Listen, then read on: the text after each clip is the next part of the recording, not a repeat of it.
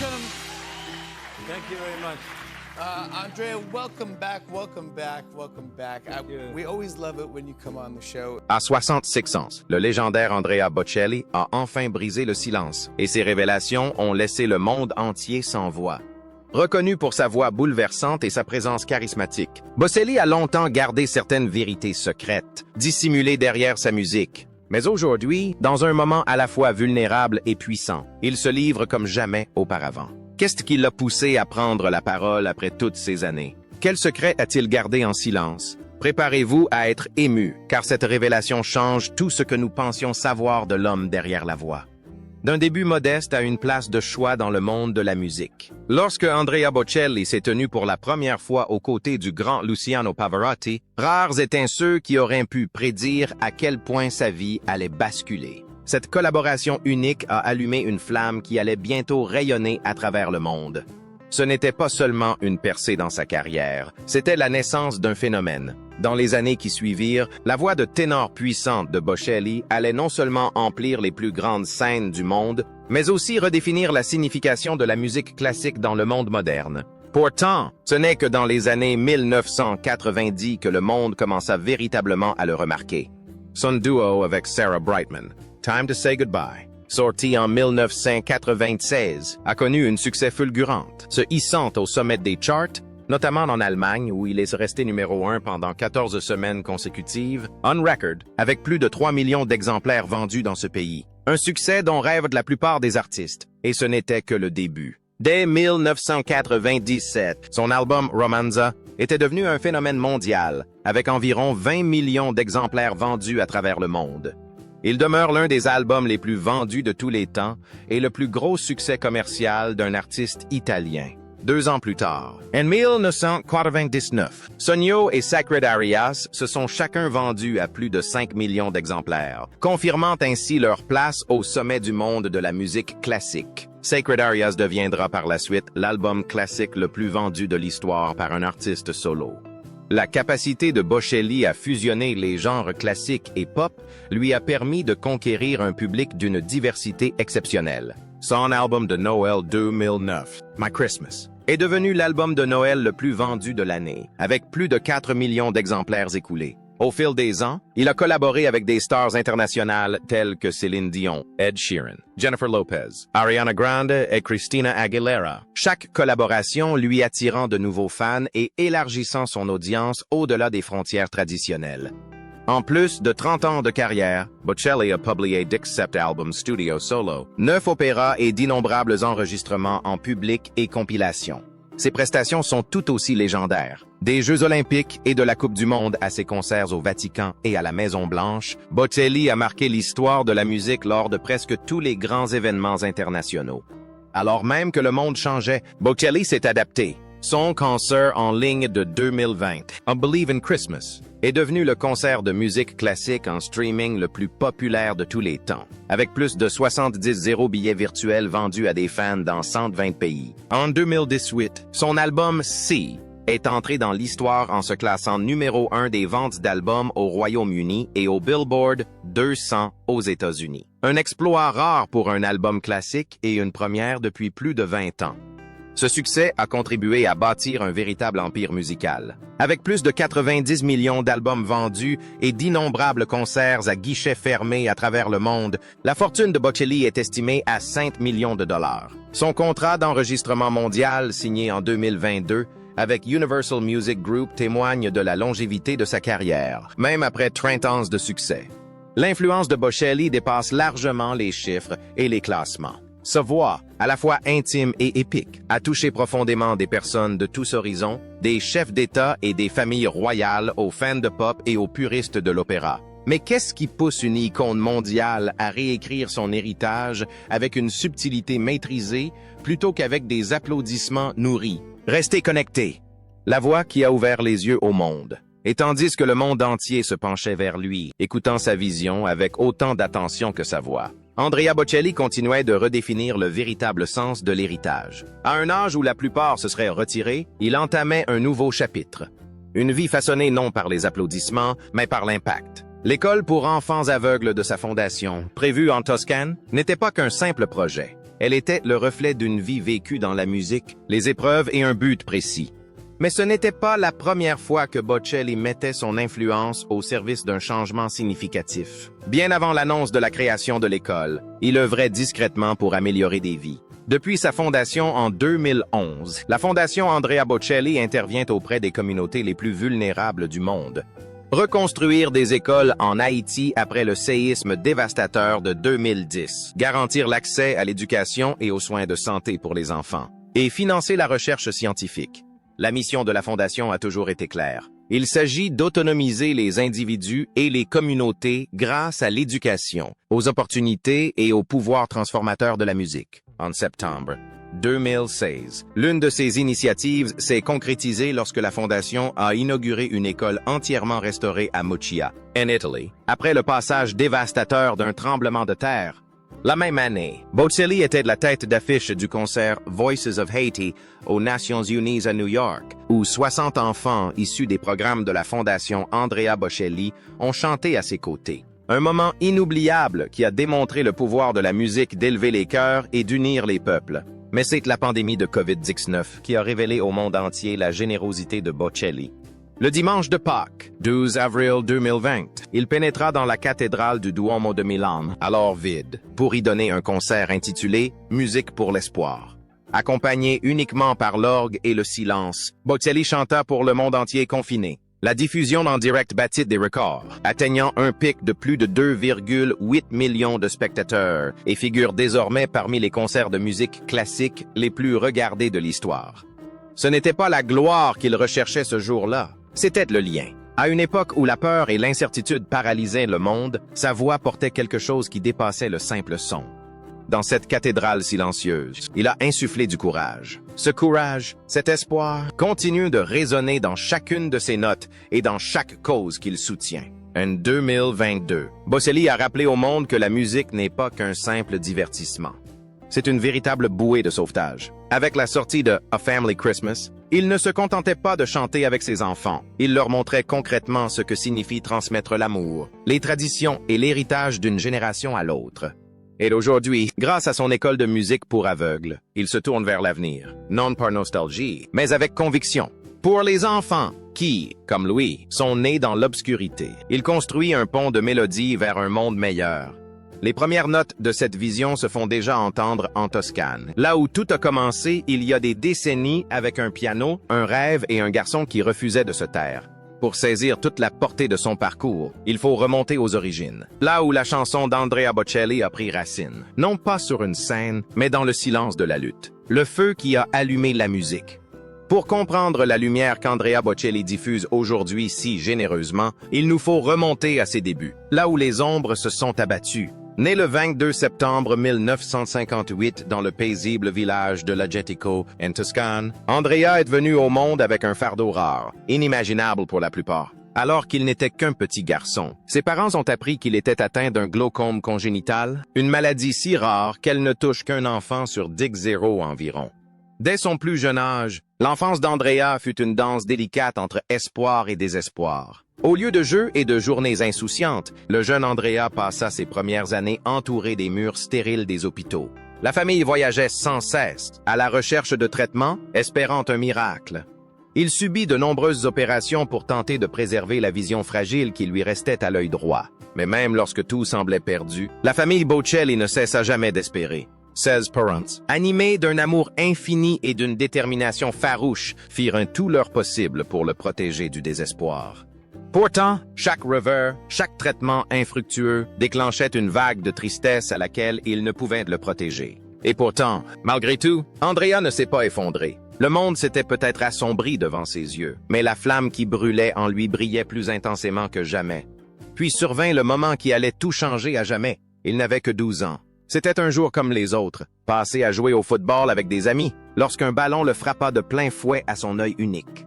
Le choc provoqua une hémorragie cérébrale si grave qu'il le plongea dans les ténèbres. La cécité totale. Disparut la dernière lueur d'espoir à laquelle il s'était accroché si longtemps. Dans ses mémoires, la musique du silence, Andrea relate ce moment dévastateur. J'ai reçu un coup très violent à l'œil droit, le seul qui me permettait encore de voir. Puis, l'obscurité totale m'a envahi. La douleur n'était pas seulement physique. Ce fut un véritable séisme émotionnel, la perte de quelque chose d'aussi fondamental, son lien avec le monde visible. Pour un enfant, c'était bien plus que la fin de la vue. C'était le début d'une autre vie. Et pourtant, même dans ce nouveau monde d'ombre, il refusa de se laisser submerger par le désespoir. La musique devint bientôt sa lumière, son guide et son salut. Il apprit à lire le braille et étudia la musique avec une intensité tranquille qui transparaissait dans chaque note qu'il jouait. Andrea n'écoutait pas seulement les mélodies, il les ressentait. Chaque accord était un pas de plus vers la paix, chaque harmonie une forme de guérison. Le piano devint son refuge, plus qu'une simple source de son. Il devint un maître silencieux qui l'aida à retrouver l'espoir. Il ne s'arrêta pas là. Andrea embrassa la vie avec une audace qui stupéfia son entourage. La cécité n'a jamais été pour lui une limitation. Il montait à cheval, parcourait la campagne à vélo et pratiquait des sports avec une audace et une indépendance remarquables. Il ne s'agissait pas d'actes de rébellion. C'étaient des déclarations affirmant que les ténèbres n'avaient pas triomphé. Malgré sa renommée grandissante, son cœur est resté profondément attaché à ses premières années. Il a souvent affirmé que sa famille était sa source de force. Si le monde entier connaît Andrea Bocelli comme une légende, ses proches le perçoivent comme un homme d'une détermination tranquille, forgé non par la gloire, mais par l'adversité. Mais qu'est-ce qui a donné à Andrea la force de poursuivre la célébrité à travers le silence et les épreuves? La suite au prochain épisode. L'harmonie au foyer et une vie composée avec amour. Comment une vie de difficulté peut-elle se transformer en une mélodie inoubliable? Pour Andrea Bocelli, la réponse réside non seulement dans la musique, mais aussi dans l'amour. Inébranlable, authentique et éternel. Après une vie marquée par des performances exceptionnelles et des combats personnels, Bocelli a trouvé l'un de ses plus grands triomphes, non pas sur les scènes internationales, mais dans la douce chaleur de sa famille. En 2014, après des années de vie commune, Andrea Bocelli a épousé Veronica Berti lors d'une cérémonie émouvante qui symbolisait bien plus qu'une simple union.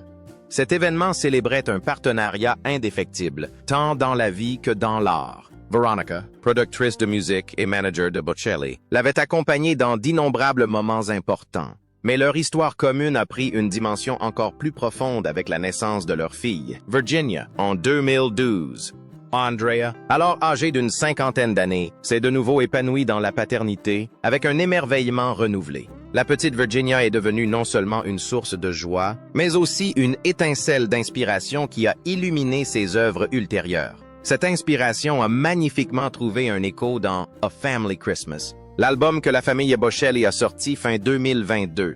Sur cet enregistrement, Andrea, Veronica, leur fille Virginia et leur fils aîné Matteo ont uni leurs voix pour créer un chef-d'œuvre de Noël qui ressemblait davantage à une lettre d'amour qu'à un simple disque. La douce clarté de la voix juvénile de Virginia, associée au ténor riche de son père et au timbre suave de Matteo, a créé une harmonie qui résonnait bien au-delà de l'esprit des fêtes. C'était un véritable hymne à l'unité. À travers chaque morceau, l'album offrait aux auditeurs une fenêtre sur un foyer où musique et amour sont indissociables. La naissance de Virginia a illuminé la vie d'Andrea, mais Matteo avait déjà perpétué la tradition musicale. Né en 1997 de la première épouse d'Andrea, Enrica Cenzati, Matteo a suivi les traces de son père, développant une voix singulière et une carrière prometteuse. Depuis, le duo père-fils s'est produit ensemble lors de concerts prestigieux, conquérant le public par leur passion commune et leur harmonie indéniable. Leur voix, mêlant grâce classique et âme moderne, symbolise non seulement un talent hérité, mais aussi un lien forgé au fil du temps, grâce au mentorat et au respect mutuel. Pour Andrea, guider ses enfants dans le monde de la musique est bien plus qu'un devoir. C'est sa joie. Il est leur père, certes, mais aussi leur mentor, leur collaborateur, leur pilier. Qu'ils composent à la maison, enregistrent en studio ou se produisent sur les scènes internationales, la relation entre Andrea et ses enfants rayonne de chaleur, de confiance et d'une compréhension tacite que seule la famille peut offrir. Même s'il continue de tourner et de créer, le cœur de Bocelli reste profondément engagé au service des autres. En fondant la fondation Andrea Bocelli, il a transformé son histoire personnelle en source d'espoir pour autrui, notamment pour les enfants aveugles qui, comme lui, vivent dans un monde qui ne leur est pas destiné. Par le biais de la fondation Andrea Bocelli, il a construit des écoles, lancé des programmes musicaux et introduit des outils permettant aux enfants malvoyants non seulement d'entendre la musique, mais aussi de la ressentir. Pour Andrea, la cécité n'est pas une prison, mais un chemin différent, qui peut mener à l'excellence grâce à un soutien et des encouragements suffisants. Dans chaque projet, artistique ou caritatif, Veronica et ses enfants sont non seulement à ses côtés, mais font partie intégrante de son œuvre. Ainsi, la question restait en suspens pour beaucoup. Comment un homme aveugle peut-il continuer à illuminer le monde autant? La réponse réside non seulement dans sa musique, mais aussi dans le récit poignant qu'il a osé partager. La voix derrière le silence. En 1999, Andrea Bocelli a ouvert une fenêtre sur sa vie avec la publication de ses mémoires profondément personnelles, La musique du silence. Mais au lieu de narrer son parcours de sa propre voix, il l'a construit à travers le regard d'Amos Bardi. Un personnage fictif façonné par les mêmes blessures, les mêmes rêves et la même passion qui ont marqué Bocelli lui-même. Ce choix littéraire n'était pas fortuit. Amos n'était pas un simple alter ego. Il était un symbole d'universalité. En Louis, les lecteurs découvraient non seulement le reflet du combat de Bocelli contre la cécité et sa découverte de la musique, mais aussi une histoire humaine plus vaste, celle de la persévérance. Les pages étaient rythmées par une douleur bien réelle et des triomphes discrets. Des opérations subies durant son enfance au moment où la musique a illuminé son monde obscur. Chaque chapitre vibrait d'authenticité. Ce n'était pas qu'une simple biographie. C'était une confession lyrique et émouvante, racontée non avec amertume, mais avec grâce. La musique du silence n'est pas restée lettre morte sur les étagères.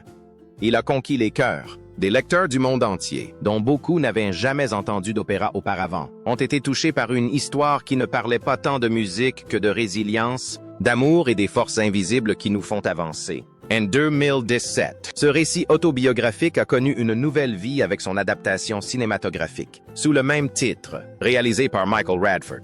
Avec Toby Sebastian dans le rôle d'Amos Bocelli, le film offrait un aperçu plus saisissant des luttes intérieures et extérieures de l'artiste. Mais loin de s'enliser dans la tristesse, il mettait en lumière son courage. L'un des moments les plus émouvants du film est une scène où Amos, aveugle mais imperturbable, chevauche au rythme de sa propre musique. Cette image, cet homme, ces mouvements, cette mélodie sont devenus bien plus qu'une simple scène de cinéma. Ils sont devenus une métaphore. Après tout, la vie de Bocelli ne se définit pas par ce qu'il a perdu, mais par ce qu'il a choisi d'en faire. Le film n'avait pas pour but de faire pleurer, mais de susciter la force. Ce faisant, le film a évité l'écueil de faire de Bocelli une figure tragique. Il a au contraire révélé un esprit indomptable, un homme qui a su transformer chaque contrainte en une nouvelle toile. Je n'ai jamais considéré ma cécité comme un handicap, a déclaré un jour Bocelli. Ce n'est pas ce qui me définit. Cette phrase, aussi discrète soit-elle, résonne comme un chant de liberté. Par le biais du livre et du film, Andrea Bocelli a accompli un exploit rare. Il a transformé son histoire en un phare. Non seulement pour les aveugles, non seulement pour les musiciens, mais pour tous ceux qui se sont un jour sentis freinés par la vie.